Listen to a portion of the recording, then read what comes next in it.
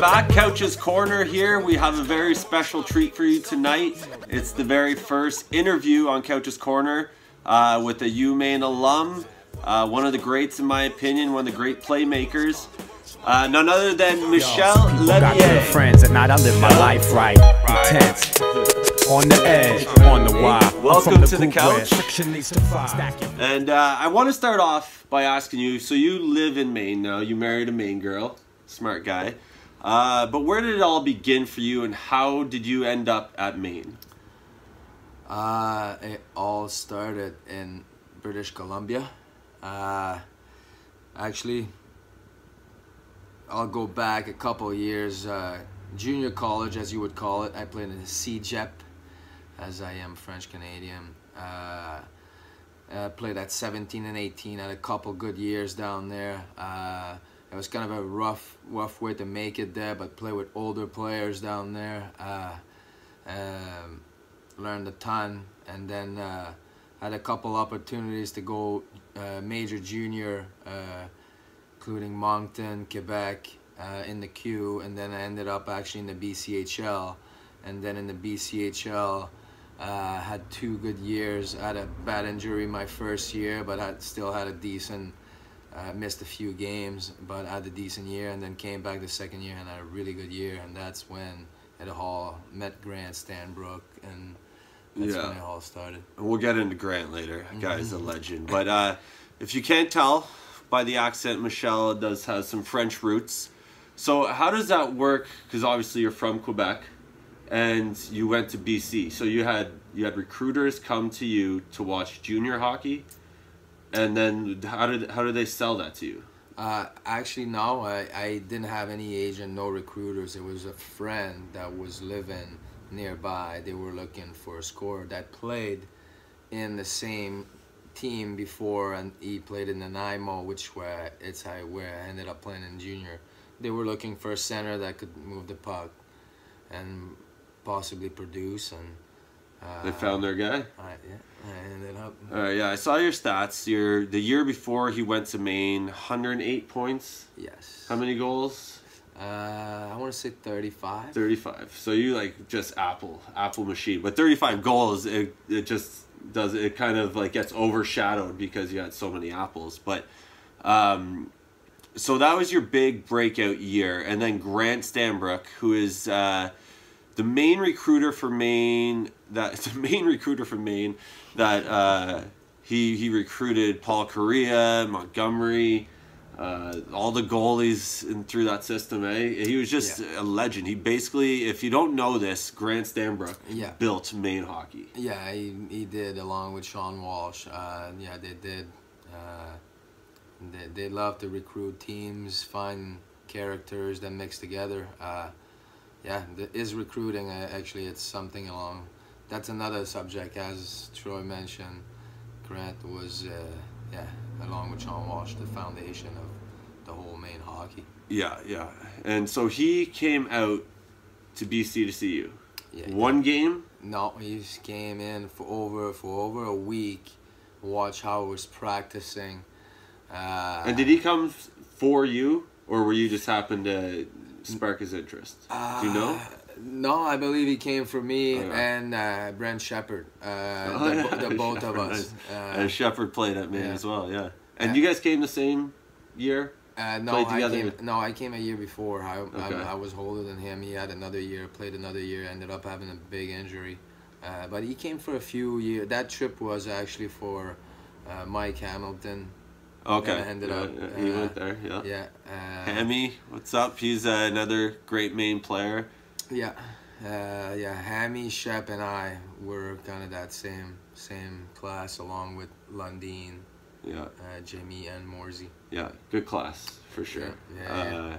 And you guys went to 2 Frozen Fours out of 4 years. Yeah, which actually what I mentioned was kind of a little bit wrong, as I was part of the class with Morsey and Jimmy, but my real freshman class as a player, because I sat out a year, was with Shep, Hammy, Johnson, Lundeen. So explain to people that don't know like what a red shirt is and why did you have to red shirt? Yeah, so I guess that goes back to during my junior year as a 19, 20 years old, which gave me the opportunity to learn English because at the time I couldn't speak English at all. So I had to do the SAT and the TOEFL, which is test of English as a second language. You have to do those tests in order to be eligible to play Division I hockey and then go to school at the same time. So I had to do those tests, which were extremely hard since I couldn't speak English, and those tests were completely in English from top to bottom. You got this same SATs that you've done and that you need to go to college. Most kids here in the U.S. practice the SATs all the way through high school. Yeah. Did you study? I had to. Luckily, yeah, that's actually, again, Grant behind the scene.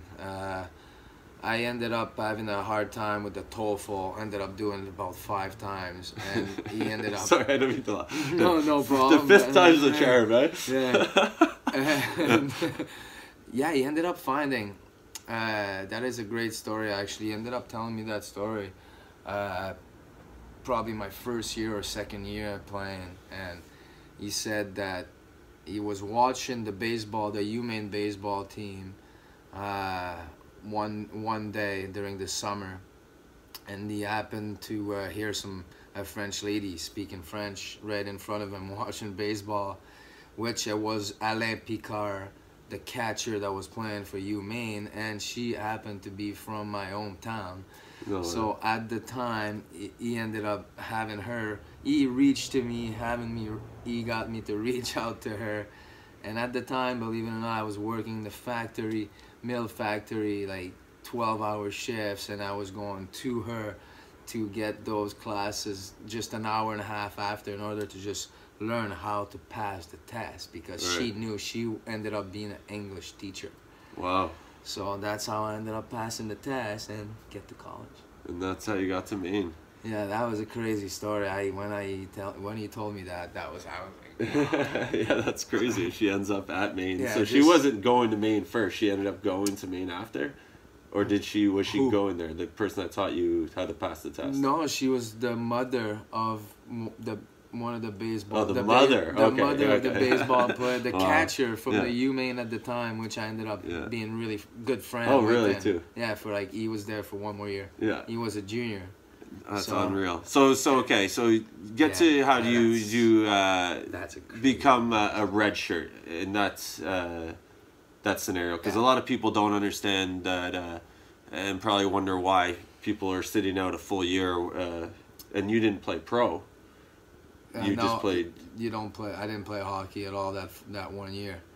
So why did they make you red shirt then? So the whole concept of redshirting is that then those SAT, the TOEFL, and also the along with all my grades from high school, from grade 8 to grade 12, which is different back home. We don't need to go into that, but the combination of my grades in high school with my grades from those tests, they didn't think I was going to be good enough to play hockey and then go to school at the same time, because it wasn't high enough. You need to have like the SATs. I passed the SATs, but at the time it was 1200, and I passed the SATs with 820, which at the time 810 was to pass. Right. So it's not about just passing. It's like if you want to go to Harvard, you can't have a 810. Right. Yeah. It was the same scenario. Yeah. So the whole total ended up not. I had the red shirt. As which I was a non-qualifier, which is different. You can be a partial qualifier and then practice with the guys, but just not play any games. But I had to just completely be a regular student basically for a year. I was around the team and the guys, but I lived with the guys as well, which was a great decision from Tim Whitehead at the time to have me staying with the guys. But so that whole red shirt year is basically no hockey at all. Couldn't work out with the guys at all. I could be around, but there's always the potential of having an NCAA violation. But when they went on the road, I was basically like a regular student. And playing PlayStation all night. No, actually, I'm not a PlayStation guy, but the hockey I played that first year was stick and puck. Right before the guys practice at 2 o'clock, I'd get on the ice. It was $3 to get on, and then there was a decent amount of Just guys students. just from school. Yeah. So build your confidence too a little bit. Just dangle some of the dusters that are. Yeah, but even another, class. it actually ended up being awesome. There was a bunch of guys that ended up coming out. We always had 2 goalies, had great games. Yeah. Well, you get to play at the Alphon as a student. Come on, that's a big deal. If you don't know the Alphon Arena, I know one of the years I was there, it was ranked best college atmosphere for hockey. And I'm not sure if it's still the same. I know it's a little bit different culture there now, it's but the same. Just packed every game. No, it's the same arena. They've made some nice changes new, but it's not.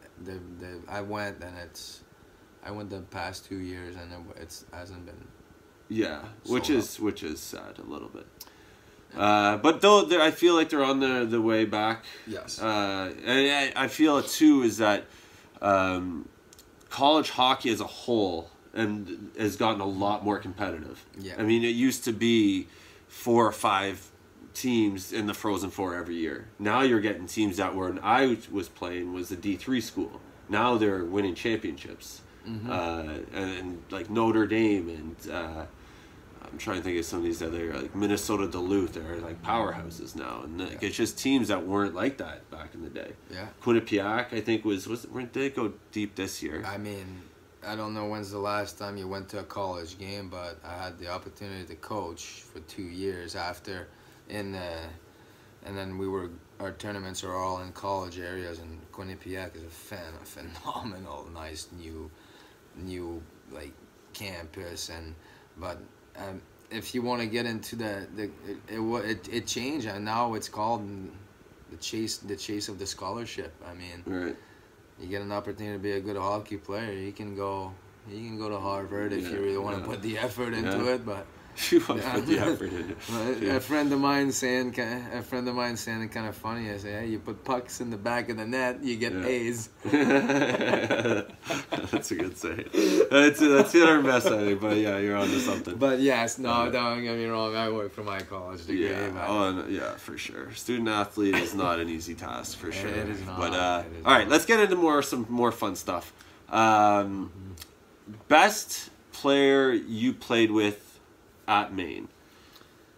Oh man! Through your whole career, give me each position. I'll put it that maybe. Nice. And you can exclude me just for so you don't have to feel embarrassed. All right, I get it. All right.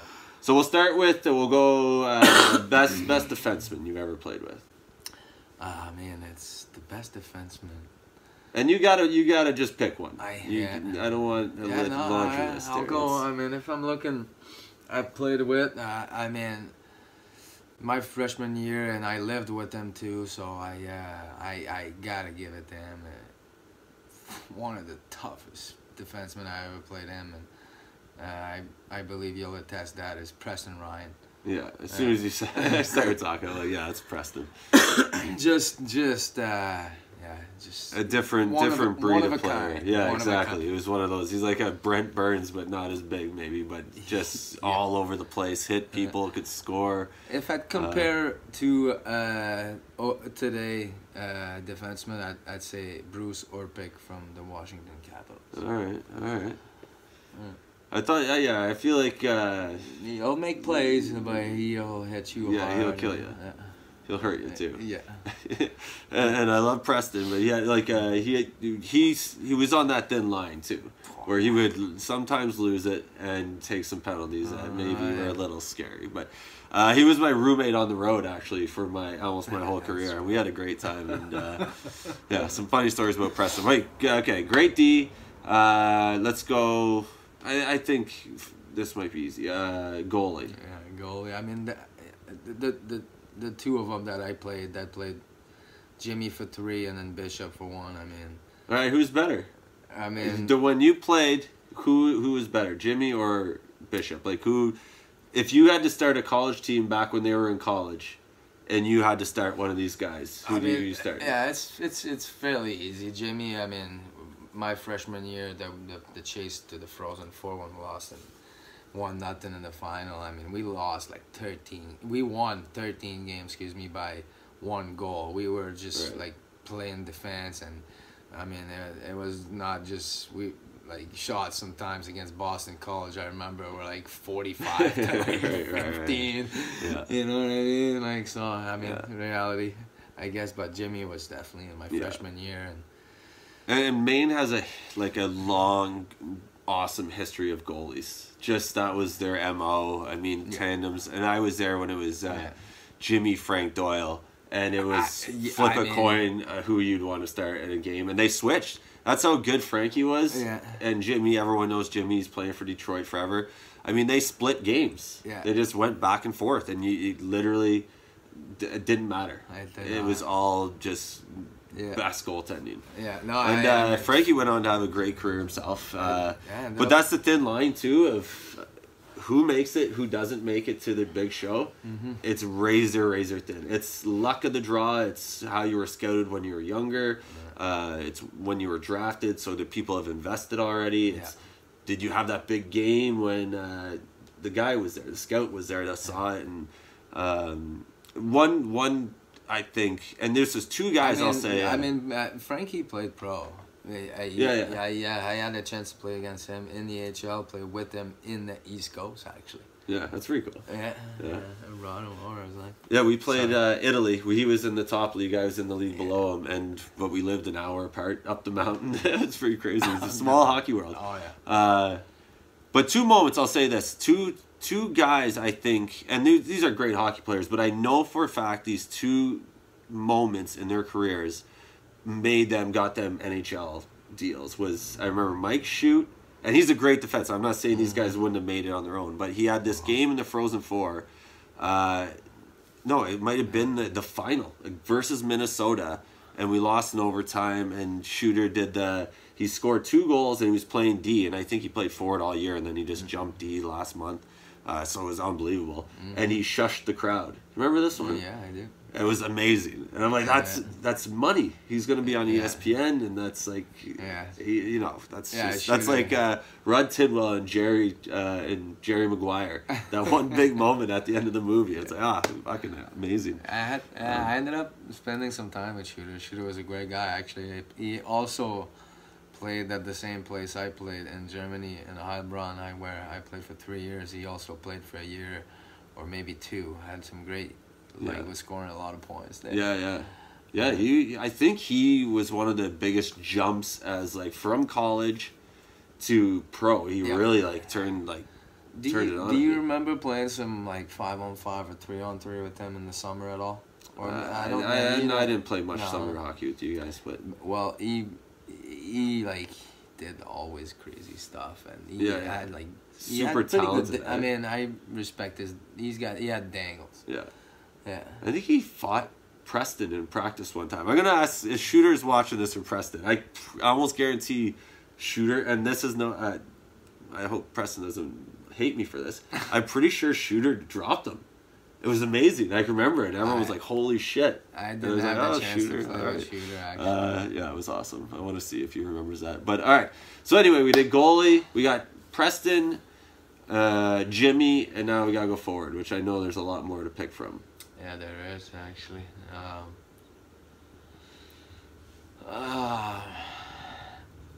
There was 2 very comparable, and one that I mean, that one was not a line mate, I guess, but my freshman year, again, it goes back there. I mean, I learned a ton that year. The rest of them. And I guess it was one of the hard things for me as a holder coming in, after that year, our freshman year, we had a solid core of 8, seniors. You, Damon, Jackson, Preston, Deschamps, Murph, Ronan, Shields. Yeah. And that's it. We were 11 freshmen coming in that freshman year, and so afterwards I was more like on the teaching. But my first year, Todd Jackson was nice. Yeah, good call. yeah, the guy that I learned the most. Like his composure, his speed was impressive, but yeah, from the mental aspect to just I guess the on ice, off ice, I guess as you would call this, I learned to become more of a college, you know, the whole college atmosphere, from dealing from girls to, you know, drinking, college environment, how to become, you know, how to train, how to, you know, the gym, the whole thing. I mean, Jax was just... And that's the thing. We'll talk about Jax because he's like my favorite player of all time. But but it's something that doesn't get mentioned a lot, I think, for college kids. Going from junior A hockey or wherever you're playing, high school, you get thrown into college. A lot of these guys have never left hometown. That was me. Never left my hometown. You know, girlfriends, and all of a sudden there's, you know, girls everywhere, there's booze, there's parties. It's really up to, I mean, the coaches will give you a speech. Sororities, fraternities. Yeah, I mean, it's wild. It's like the movies, really. Like, it's something that if you go to college, it's like, holy shit, you're on your own for the first time for a lot of people. Yeah. And it's, the coach isn't calling you, like, for the most part, especially my freshman year, and it's like, they're not calling you, they're expecting you to be professional. So it's really on the players, the senior, the upperclassmen, to show young players, fucking, you have to be responsible. You have to do this. Yeah. You got to go to class. I remember my first semester, I was like, I had a 1.7 grade point average because I just didn't go to class. I just, you know what I mean? I was like, I thought it was optional almost, that I could just wheel it like high school, and you learn quick and all that stuff. And then I turned it around. Don't worry, you know, all that stuff. But all right. So, yeah, Todd, one of the smoothest, fastest skaters. I just remember the go down the wing, bust by everyone, cut across the goalie, score almost every time. I remember he won Hockey's Defensive Player of the Year, won his senior year, I think. But, yeah, it's just first 3 steps. It was just like a bunny rabbit. Ding, ding, ding, ding, ding, ding. I also want to mention, honorable mention to, again, my freshman year, Colin Shields, which I was 0 goals, 26 going, 0 goals, 26 assists going into January 6th. And that's the run to the Frozen 4 year. And he had he was just sniping. I was just passing the puck to him. And then, as I grew too, my senior year is Teddy Purcell, and then Morsey. I mean, Morsey, my senior, junior year, we were just, him and I, combo, I mean, I guess Al. You played with, this is Greg Moore, by the way. He was a local Maine guy. Yeah. Just one of the strongest him and I did just a lot thick of guy. Eh? Yeah. We call him Seabiscuit. Because that one year, as we were kind of looking at stats, that one year that he had 28 goals, I believe, anytime we had an empty netter chance, or it was 6-on-5 type of thing, we would just try to chip it in towards his area, and he was just chase that race. Yeah. Did you ever remember a guy, Lucas Lawson? Of course, actually, yeah. I ended up taking his number. Yeah, that's true. But he reminded me of Moore a little bit. Like, the biggest legs I've ever seen. Lawson's got legs like this, and he would do what Moore's did. I remember one of these empty netters, and he scored not just empty net goals, but I remember this one empty netter was at home, and it was, I think, my rookie year, and it was just chipped, and it was a battle with the D, and he just tossed them off and busted through 3 guys on the boards and just buried an empty netter. I'm like, he wanted that bad, and he had the strength to do it. I mean, it was impressive to see. He was just a monster of a skater. By the way, I'll throw a shout out to Lucas. He has a great skating, actually. He does his own skating thing, if anybody wants to learn. I'm not sure, again, where he lives right now, but he was a fantastic skater. But, you know, kids these days forget about hard work. And, again, Todd Jackson, Lucas, I kind of forgot. I did not play with them, but I had the chance to see him play my freshman year that I redshirted and took his number, actually. So, but when we did skating on a Tuesday, bag skate on a Tuesday, he would put the weight vest, the 10-pound weight vest on his shoulder and on his legs. and he also introduced me to the weight pucks. Him and Todd carry that puck just as you're doing edge circles for two, 3 circles, and the next thing you know, you're rifling pucks, thinking that thing is light. But yeah, that was those 2 guys learned a ton from him. Yeah. But Lucas's speed was phenomenal. So was Jack's. Yeah. I mean, Jack's legs were pretty jacked too. Yeah, different different styles. I remember. Yeah. Lucas was like just chop. You could probably just destroy the ice, and then there's Todd that was more smooth, I thought, but just powerful skaters. And again, if you go into positions, I mean, Todd was more of a winger. I thought Lucas was more a center. Yeah, I don't know if Lucas maybe yeah. But yeah, Lucas does have his camp. I think is in Empire, but I think he does like really high level professional stuff. I know he's gone to Europe to do some courses and stuff like that. I mean, that's how good he is. I mean, professionals are going to him for advice, and for good reason. I mean, yeah, great guy. We roommate for a year, and I think just to kind of touch base on what Troy says is that the transition from junior to college is a good step. And when you see some of those guys coming, when you walk in a dressing room in college and you see some of those guys, like especially like when you do your visit, like you see some of those guys how hard they shoot the puck, but then when you see them coming out with weight vests and then see them doing like 25 pull-ups and you're like, oh my God, I'm in for. It's a different. I do feel like that is the biggest jump. I'm sure. I mean, I never played in the show or anything, but. Like you said, I went for my visit, and it was they were doing jump squats up and down the hill, and I saw it was Cliff Loya, Metcalf, Lawson. So these are Gray Shaneberger, huge guys. Yeah. And then we go in the weight room, and they're doing hang cleans with double plates for basically warm up, and I'm like. Oh, what the hell? I'm doing it with the broomstick with Grant, like hitting myself in the chin. I'm like, it is embarrassing. You start with the hockey stick. Yeah. Do the hang thing. Oh, it's so embarrassing. But these are like that. That was a big jump physically for me. I remember that. But anyway, good roster there. First All-Star team for Leveille. Good picks. Now you can expand it to. We'll try to be a little quicker on this one. Who's the best player you played against? Well, I mean, and we'll stick with college for now. At Maine. At Maine. Man.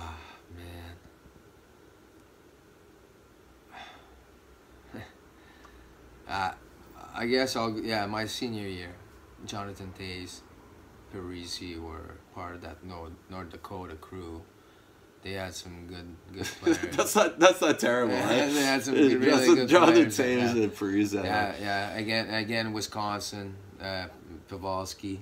Yeah. Big fan. There was some good players. More towards my senior year that I know play in the NHL right now. Yeah.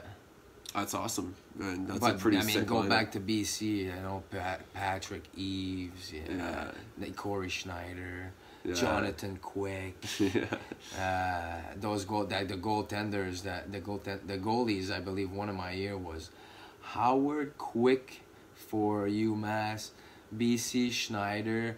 You had Elliott in Wisconsin. And then the list was just those guys. All those goalies got drafted. I mean, it was hard to score goals. Yeah, I mean, American as a route to the NHL, American colleges it's completely changed. I mean, now it used to be a couple of gems would go to. I remember Danny Heatley. I mean, that was way back in the day. And I think he was first overall pick. And it was the first one, I think, in college. He played Wisconsin or something. But remember Heatley? Oh, yeah. That was like the start of it. I feel like it was a little bit surprising for Canadian guys to see, this guy's going first overall. Where does he play? Like, he plays Wisconsin? Was it Wisconsin? I think so. It doesn't matter anyway. But then it's just now, it competes with any other league and the junior leagues and the Quebec leagues. Do you think, or no? Yeah.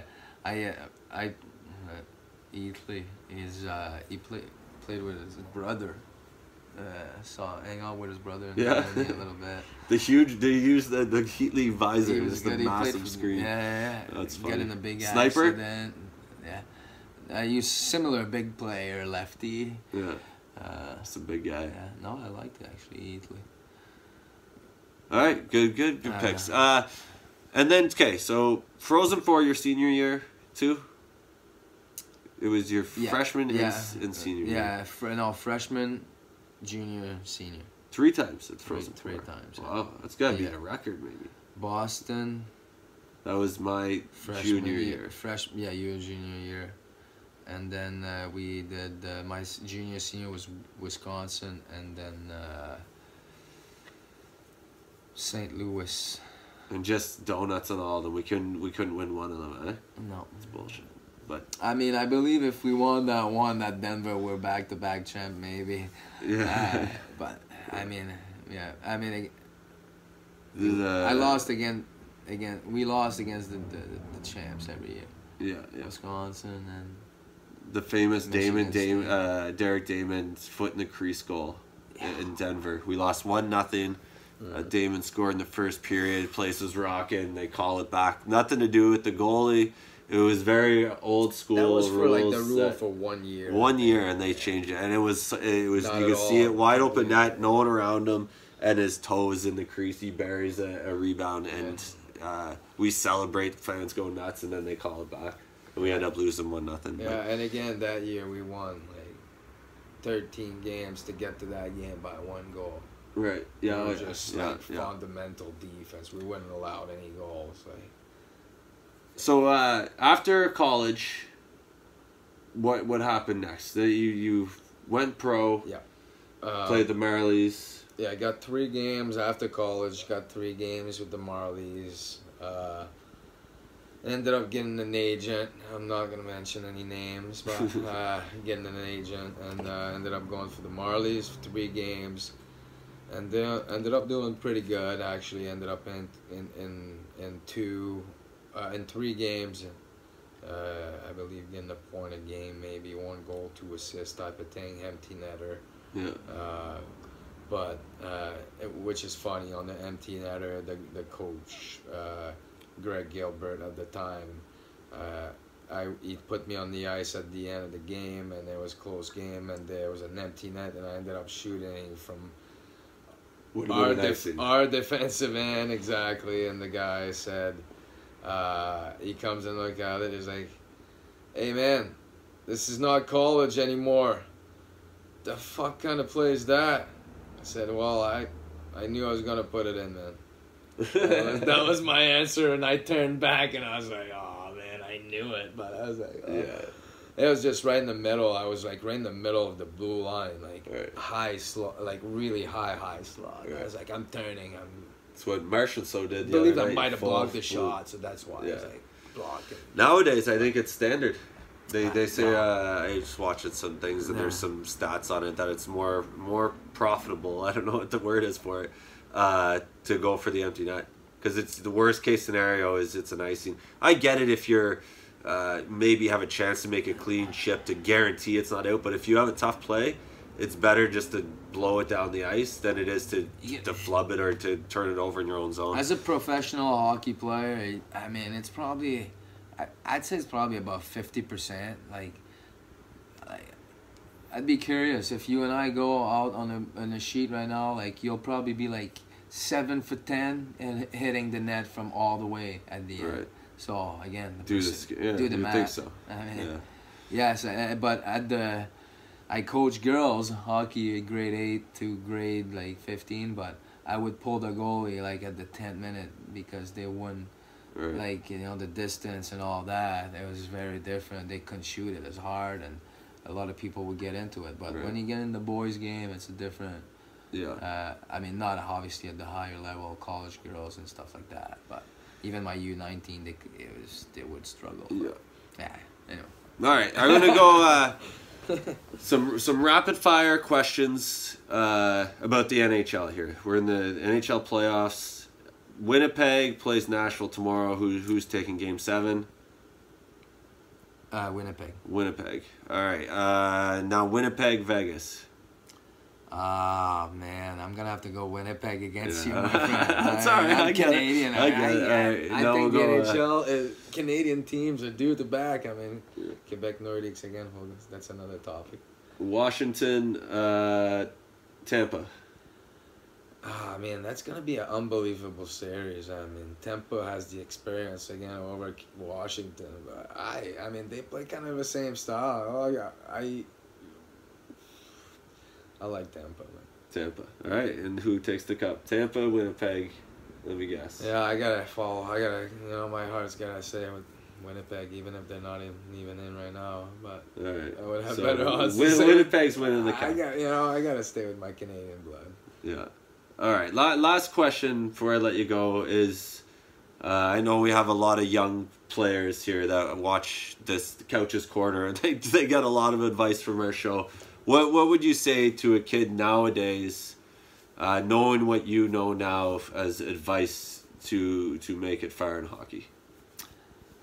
I mean, I guess to kind of describe in short terms, is just kind of be a student of the game.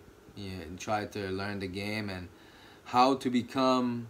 I mean, you'll have to go to become a student athlete at some point, but how to become an athlete is probably one of the things that I wish I learned earlier in my career. If I had all the advice, like we were talking earlier about the whole when you get to college, to jump from junior to college. Now, I mean, those guys, the pros like Tavares and all those guys, they know they get classes about how to do interviews, how to answer to the media, how to do this. And I guess I wish I had that opportunity, but if I have an advice, that's it. Is more be how to learn to become an athlete in itself at a young age. You don't have to lift weights or anything like that, but just become an athlete. The time management is that it takes to be an athlete. It's not just I go play soccer outside. Is eat, sleep, and whatever you drink. Yeah, it's whatever true. It's great advice. Yeah, so that would be definitely my advice.